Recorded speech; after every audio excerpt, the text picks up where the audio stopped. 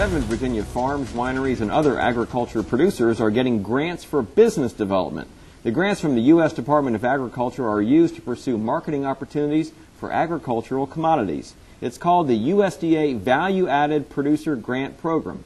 The Gary E. Conner Dairy of Stewart's Draft will receive $35,000, and the Shenandoah Valley Beef Cooperative of Weir's Cave will receive $46,500. And joining us now to discuss the program is Matt Lohr, the Commissioner of the Virginia Department of Agriculture and Consumer Services. Matt, thanks for joining us. Thanks, Bob. Good to be here. Now, this is a USDA program, not a VDAX program, but you guys publicize it, and it's value added. Explain who can qualify for that, how that works. Well, you know, we encourage all of our producers to look for ways to add value to their product. Value added means that you increase the value of a commodity throughout the processing stage. So instead of selling a bushel of wheat, you're able to sell a loaf of bread, or producing grapes, you can sell wine or milk the cheese. So you're taking that initial commodity and converting it into another product that has a higher value at a higher price to the consumer. Okay. Now, we mentioned a couple of the 2 of the 7 are in the Shenandoah Valley that receive money. Tell us what you know about the Gary E. Conner Dairy of Stewart's Draft receiving $35,000. Sure. Well, I haven't met Mr. Conner, but from what I've been told, he's a dairy producer that wants to get into the cheese business. So his plan is to increase the value by taking that milk and actually converting it into a product of cheese to be able to sell to the consumer. And the other program is called the Shenandoah Valley Beef Cooperative, which is going to receive $46,000 plus. You know a little bit more about that. I do. These are a group of farmers that I know. In fact, as a legislator, I had a chance to write a letter of support to them for the grant.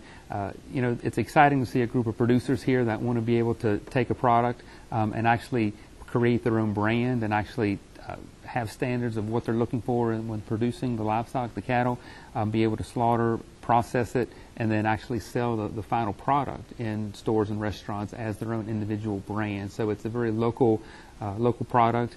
Great opportunity for farmers here in the area. Now, as I understand it, I guess most beef producers in this area, correct me if I'm wrong, you're the farmer, actually raise the cattle to a certain size and then they ship them to the Midwest to be fattened up? Exactly. It's very typical for farmers here to have feeder cattle, which they'll raise them up to about 700 or 800 pounds, and then they ship them to feedlots in the Midwest where they actually finish them out and get them up to that 1,200 pound range where they're actually processed. It makes more sense economically where all the corn is in the Midwest. That's where the feedlots are. So it's more profitable for producers in the valley to raise the cattle up to that certain weight, and then they're shipped to the Midwest to finish out. So this would give some producers another option if indeed you could, you know, harvest and grow and produce the beef locally. Absolutely, it's another option, and because it's a value-added product where they're actually being able to control all aspects of it and brand their product and sell it, it should demand a higher price. So it would be more profitable for them. So I certainly encourage what they're trying to do and hope to see it succeed in the future. It would seem like this is all part of that grow local, buy local movement that seems to be getting a little bit of momentum. Yeah, you know, we look across the state now, there's over 200 farmers markets that we see across the state. That number has quadrupled in the last several years.